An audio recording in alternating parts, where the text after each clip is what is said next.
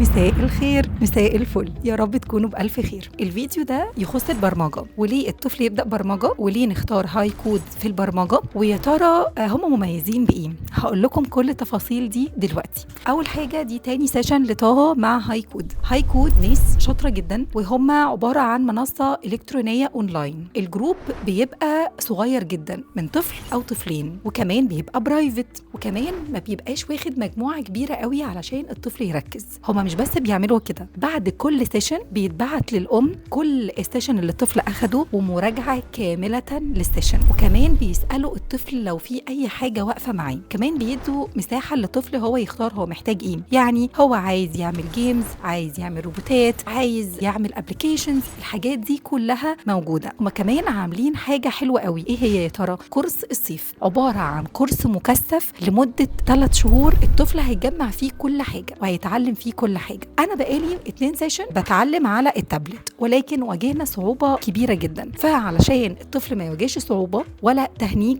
هنحتاج إن احنا نجيب لابتوب. طيب الطفل بيبدأ أصلا من كام سنة البرمجة؟ من عمر 6 سنين. أهم حاجة إن الطفل يكون مستوعب هو عايز إيه أو هو بيحب إيه. دلوقتي زمن الميديا اللي احنا فيها، زمن الاي اي، وزمن الروبوتات، وزمن الابليكيشنز، والزمن بيتطور بينا جدا، واحنا كمان محتاجين نطور اطفالنا في الحاجه اللي هما بيحبوها ويختاروها بنفسهم. لو عايزين تعرفوا تفاصيل اكتر من كده، تقدروا تدخلوا دلوقتي على المسج او اللينك اللي انا هسيبه ليكم ده، علشان تتواصلوا مع هاي كود وتقولوا لي تجربتكم. وانا تجربتي انا وطه كانت ممتازه. بس كده، باي باي.